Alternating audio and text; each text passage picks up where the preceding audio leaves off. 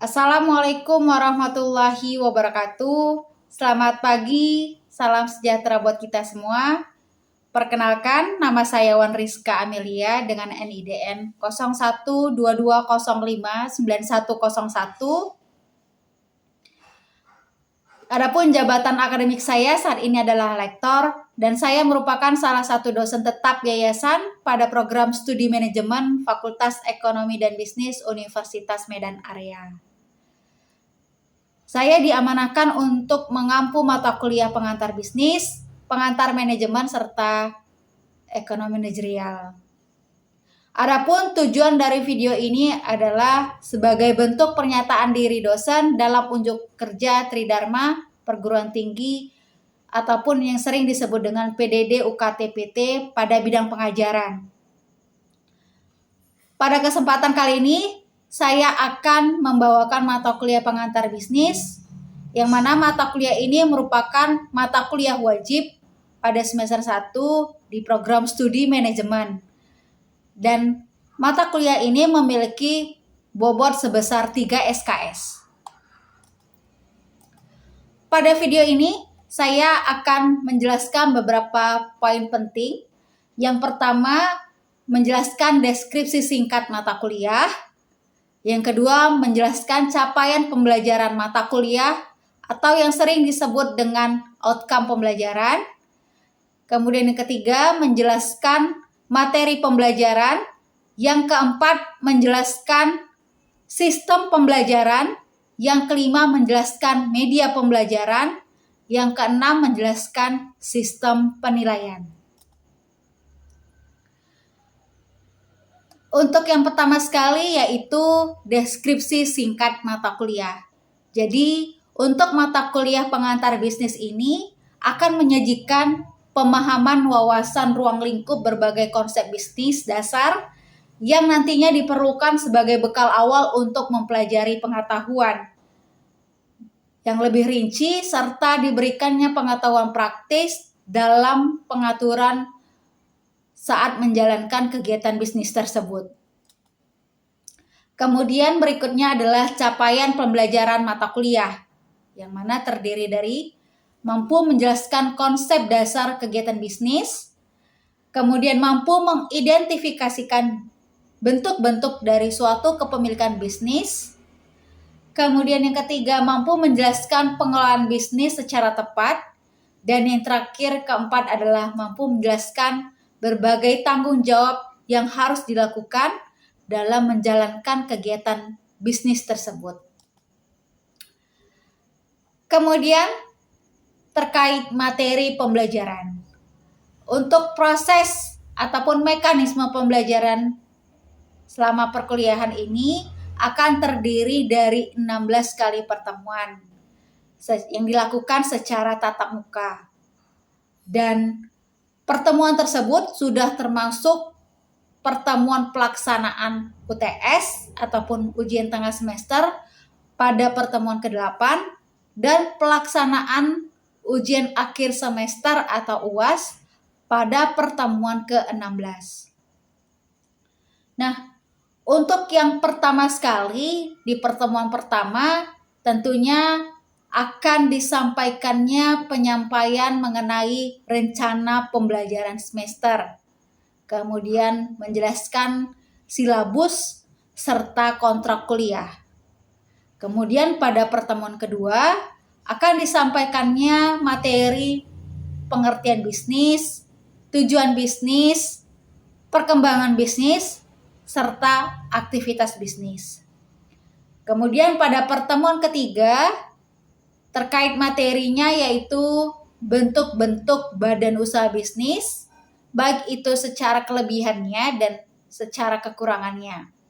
Kemudian bentuk-bentuk kerjasama bisnis seperti joint venture, holding, company, trust, merger, akuisisi, dan lainnya. Kemudian pada pertemuan keempat dan kelima akan menjelaskan materi penentuan lokasi usaha, kemudian tata letak layout, metode penilaian produksi, serta ruang lingkup operasional produksi. Pada pertemuan ke-6 dan ke-7 akan disampaikannya materi mengenai dampak pertumbuhan ekonomi terhadap kinerja bisnis, kemudian penjelasan mengenai dampak dari inflasi, serta dampak dari tingkat bunga, dan bagaimana harga pasar itu ditentukan. Kemudian pada pertemuan ke-8 dilaksanakannya UTS.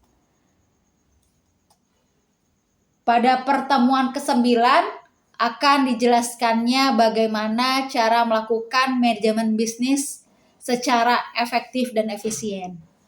Untuk pertemuan ke-10 dan 11, materinya mengenai pengertian pasar, kemudian perencanaan strategi pemasaran, bauran pemasaran, segmentasi pasar, dan bagaimana memilih pasar sasaran, serta bagaimana cara untuk menganalisis pesaing ataupun kompetitor. Kemudian pada pertemuan ke-12 dan ke-13, di sini akan dijelaskannya bagaimana melakukan pengelolaan ataupun manajemen SDM, mulai dari perencanaan, pengadaan, seleksi, pengembangan, serta pemeliharaan SDM. Kemudian pada pertemuan ke-14 dan ke-15 akan dijelaskannya materi mengenai etika bisnis, kemudian tanggung jawab terhadap pelanggan, kreditur, karyawan, dan pemegang saham, ataupun yang sering disebut dengan stakeholder. Kemudian pada pertemuan ke-16 akan dilaksanakannya ujian akhir semester ataupun yang sering disebut dengan UAS. Berikutnya adalah metode pembelajaran. Pada metode pembelajaran ini saya menggunakan strategi DIA, yaitu Delivery, Interaction, dan Assessment. Di mana untuk delivery saya menggunakan teacher center learning ataupun yang sering disebut dengan metode penyampaian yang berfokuskan kepada dosen, dan selain itu saya juga memfokuskan penyampaian materi yang berfokus pada mahasiswa seperti small group discussion, kemudian ada juga contextual interaction, kemudian discovery learning, dan lainnya. Kemudian pada proses perkuliahan saya juga mereferensikan kepada mahasiswa berupa textbook, ya, karangan dari Griffin yang berjudul Business Essential. Kemudian buku referensi lainnya seperti Sudaryono yang berjudul Pengantar Bisnis dari Andi Jogja. Kemudian selain itu saya juga mereferensikan kepada mahasiswa untuk aktif mendownload e-book ataupun artikel lainnya yang tentunya ini harus berkaitan dengan pengantar bisnis sebagai sumber bacaan lainnya. Kemudian untuk media pembelajaran sendiri saya menggunakan e-learning, UMA, serta blog dosen, yang mana kedua ini merupakan sebagai wadah untuk mengupload RPS, kontrak kuliah, serta juga media diskusi tanya jawab dan pengumpulan tugas-tugas dari mahasiswa. Nah, sedangkan kalau untuk absensi perkuliahan, saya menggunakan aplikasi Amadi. Nah, selain media pembelajaran yang saya sebutkan tadi, saya juga menggunakan Zoom serta Google Classroom sebagai media alternatif lainnya. Kemudian untuk metode interaction, nah saya di sini akan melakukan interaksi secara dua arah. Jadi mahasiswa itu nantinya bisa berinteraksi dengan saya pada proses pembelajaran melalui diskusi tanya jawab di dalam kelas. Jadi jika tidak ada pertanyaan yang dilakukan mahasiswa, nantinya saya akan mencoba untuk memberikan pertanyaan. Kemudian untuk interaksi saya juga dilakukannya itu tidak hanya di dalam kelas tapi juga di luar kelas. Jadi mahasiswa bisa berdiskusi dengan saya melalui WhatsApp group yang telah dibuat sebelumnya. Dan bukan hanya di dalam kelas, juga di luar kelas, serta bisa juga di luar dari materi pembelajaran. Kemudian ada assessment. Ini adalah merupakan sistem penilaian. Jadi untuk melakukan penilaian dan evaluasi hasil mahasiswa, ini sudah sesuai dengan yang telah dibuat oleh Lembaga Penjamin Mutu ataupun yang disingkat dengan LPM. Di mana penilaian yang diberikan ini sudah sesuai dengan porsi yang telah dibobotkan.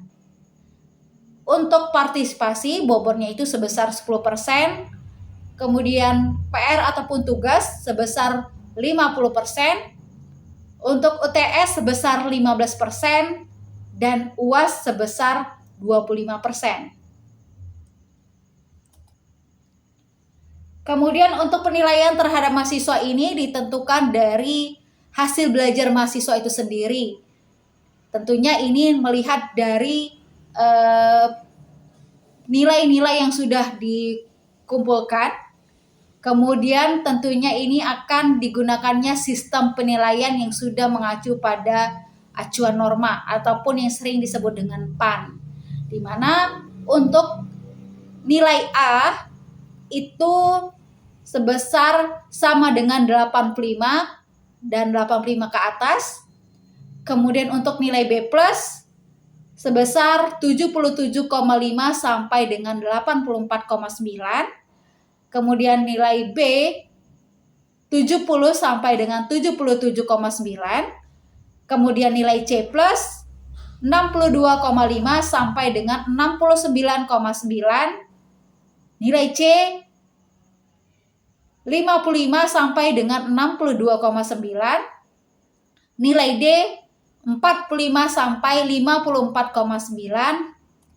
serta nilai E di bawah dari 44,9. Dengan catatan kehadiran mahasiswa wajib minimal 75%.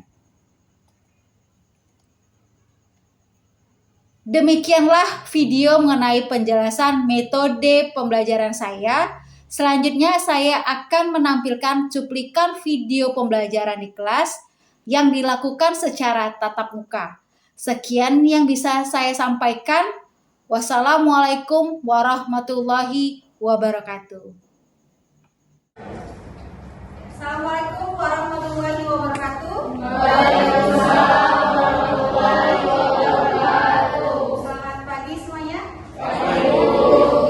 Apa kabar hari ini? Alhamdulillah hari ini kita ketemu, di mana hari ini kita akan masuk pada mata kuliah pengantar bisnis yang akan saya bawakan selama 1 semester. Perkenalkan, saya Wan Rizka Amelia SE MSI.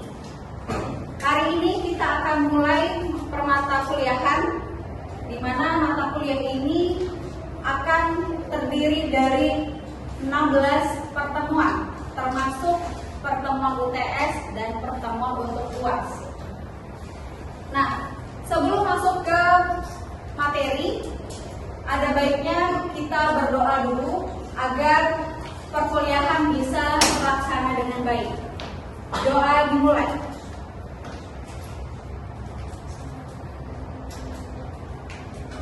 Doa selesai. Baik, yang pertama ini kita akan bahas mengenai pengantar bisnis dan ruang lingkupnya. Nah, tentunya terkait bisnis, kalian sering dengar ya bahwasannya bisnis ini adalah suatu kegiatan mengenai jual beli. Ya, biasanya definisi yang kalian maksud adalah seperti itu. Nah, namun mungkin akan ada definisi menurut beberapa ahli. Ya, baik. Yang pertama kita masuk dulu definisinya, di mana definisi untuk bisnis itu awal katanya dari bahasa Inggris ya bisnis. Nah, namun di sini menurut Hages dan Kapur mengatakan bahwa bisnis ini adalah suatu kegiatan usaha individu yang terorganisir untuk menghasilkan suatu barang dan jasa guna mendapatkan keuntungan dalam memenuhi kebutuhan masyarakat. Nah, tentunya di sini yang namanya bisnis akan ada aktivitasnya, ya baik itu aktivitas untuk produksi, kemudian distribusi, serta konsumsi akhirnya. Nah, bisnis ini terjadi karena memang adanya permintaan, ya, akan adanya kebutuhan masyarakat yang ingin dipenuhi. Nah, tentunya di sini para pemilik bisnis memiliki ide untuk menciptakan apa yang harus dilakukan untuk memenuhi kebutuhan masyarakat tersebut. Itu menurut si Hages. Yang kedua,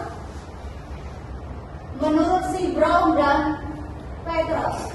Nah, dikatakan di sini bahwa bisnis ini merupakan lembaga yang menghasilkan barang atau jasa yang dibutuhkan masyarakat. Di sini ada kata lembaga. Nah, berarti lembaga adalah sesuatu yang sifatnya itu adalah resmi, ya, resmi dan artinya memiliki struktur organisasi. Ya, mungkin ada beberapa lembaga ataupun badan hukum lebih tepatnya yang mungkin kalian sering dengar. Ya, salah satunya adalah CV. Ya, pernah dengar kan? Ya, firma, ya, PT ataupun UD, bahkan juga ada yang namanya koperasi.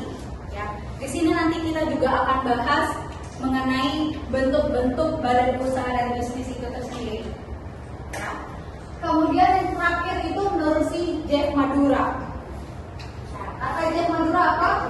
Ya, bisnis adalah perusahaan yang menyediakan produk atau layanan yang digunakan, yang diinginkan oleh pelanggan. Ya, artinya di sini sudah ada perusahaannya. Ya, berarti di sini sudah ada badan resminya. Ya, bisa PT. Ya, PT itu merupakan perseroan terbatas.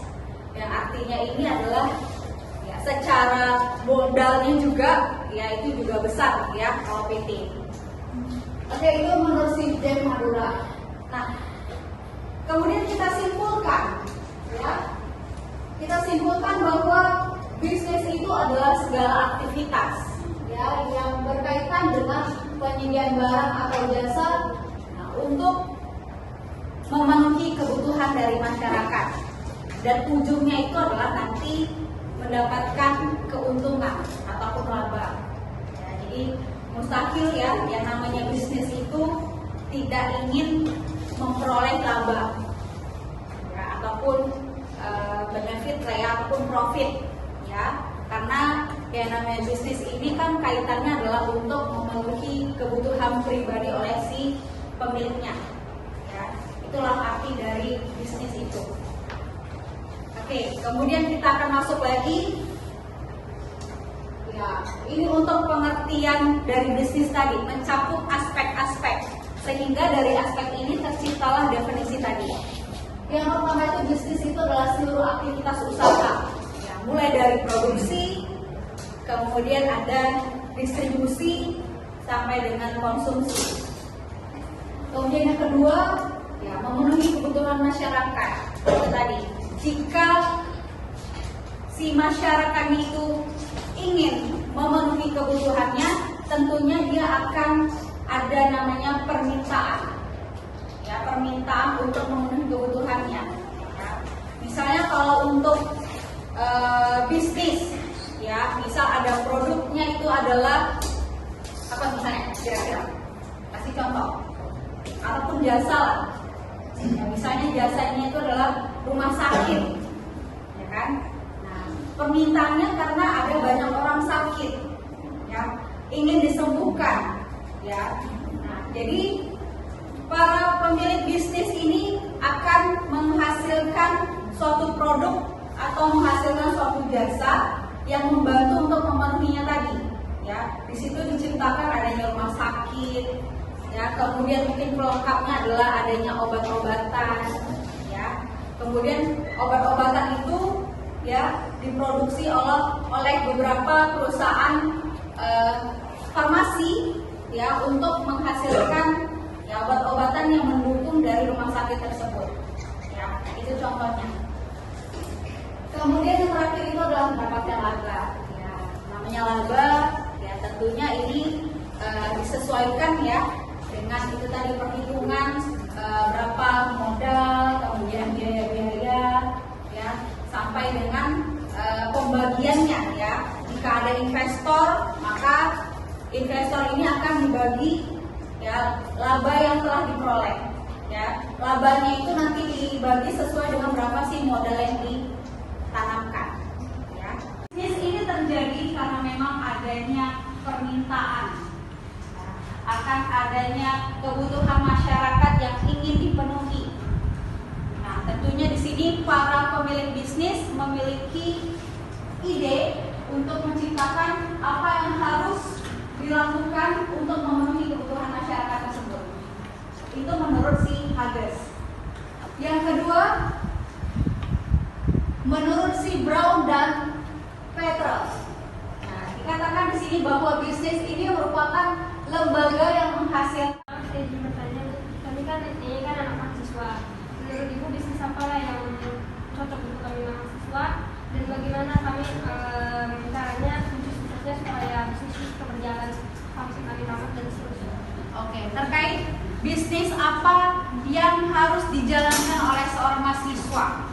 Ya, karena mahasiswa mungkin secara modalnya mungkin ya dikatakan masih minim. Nah, tentunya untuk bisnis mahasiswa ini disesuaikan dengan apa yang menjadi kebutuhannya tadi. Ya, apa yang diinginkan atau yang dibutuhkan oleh mahasiswa? Misalnya apa? Ada bisa bantu jawab? Ya, kalau untuk perkuliahan biasanya ya terkait apa? Ya, misalnya terkait tugas ya sama perkuliahan ya, maka bisnisnya bisnis apa? Joki. Selanjutnya kita akan masuk kepada pengembangan bisnis. Ya, pengembangan bisnis ini melalui beberapa fase, ya atau beberapa waktu. Ya, di sini ada 4 waktu, mulai dari era kolonial, kemudian revolusi industri, era global dan era informasi. Yang pertama itu adalah era kolonial. Era kolonial ini identik dengan masa penjajahan tadi.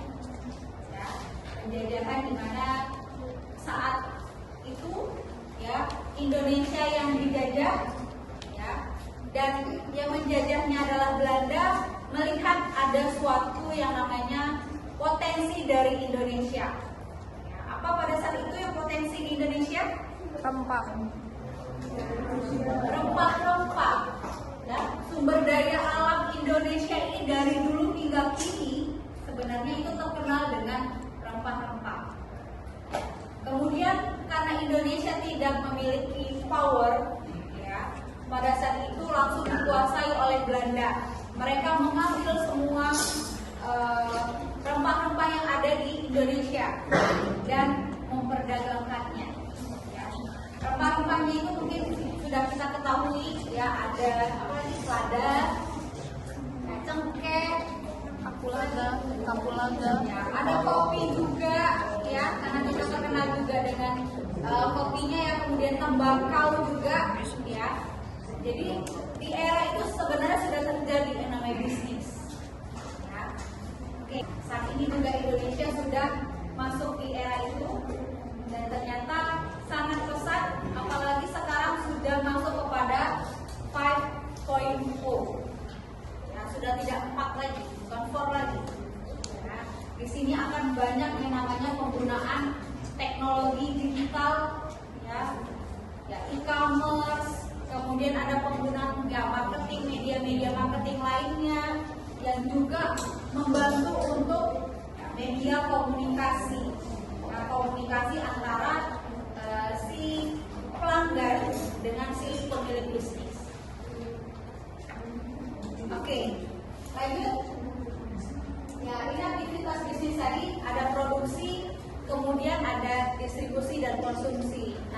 3 tahap ini sudah dikatakan aktivitas bisnis. Lanjut. Ya, jenis-jenis bisnis di sini ada manufaktur, kemudian ada bisnis jasa, bisnis komunikasi, dan bisnis finansial ataupun asuransi. Nah, sekarang ini banyak ya jenis bisnis yang ada di lingkungan kita. Manufaktur berarti kaitannya dengan produksi. Kalau bisnis jasa, ya untuk skill kita sudah cukup banyak. Jasa salah satunya tadi adalah rumah sakit, ya. Kemudian ada bisnis komunikasi, ya itu adalah ya, penyedia komunikasi, ya contohnya adalah misalnya Telkomsel, ya. Kemudian yang terakhir adalah bisnis finansial. Nah ini terkait dengan lembaga keuangan, ya seperti perbankan ataupun insurance, asuransi. Ya, asuransi itu untuk ya penjagaan terhadap terhadap harta kekayaan ataupun diri sendiri, ya. Asuransi untuk kesehatan, ya, ataupun asuransi untuk menjaga harta benda. Oke, dari sini ada yang mau ditanya materi kita, Kak? Silakan. Ada? Untuk 2 pertanyaan? Oke, silakan. Kairia. Bu, saya ingin bertanya. Ketika kita ingin memulai suatu bisnis, apa saja hal yang harus kita pertimbangkan untuk menghadapi yang akan datang? Terima kasih untuk Kairia atas pertanyaannya. Jadi tadi pertanyaannya adalah kira-kira apa yang harus diperhatikan ya untuk mempertahankan ya untuk melihat bisnis ke depannya. Ya salah satunya itu adalah ya, terkait perkembangan teknologi. Ya, karena teknologi ini selalu berkembang dan ini menjadi salah satu daya saing. Ya, daya saing ya kan ya. Yang pintar masak ya bisa punya usaha bisnis masak. Ya catering kecil-kecilan dulu ya kan, ataupun untuk penyediaan sarapan pagi ya kan, itu bisa ya. Kemudian apa lagi yang kira-kira bisa untuk bisnis para mahasiswa? Jual pulsa, Bu. Nah, jual pulsa ataupun paket ya. Pulsa sekarang udah nggak terlalu ya, karena kita udah pakai ini ya, pakai beberapa aplikasi komunikasi yang kayak WhatsApp. Nah, adalah paket. Paket ini adalah sangat vital ya buat kalian. Nah, karena di situ kalian untuk memperoleh informasi ya terkait untuk pengerjaan tugas, butuh yang namanya ya referensi yang harus di-download. Itu salah satunya juga jual pulsa.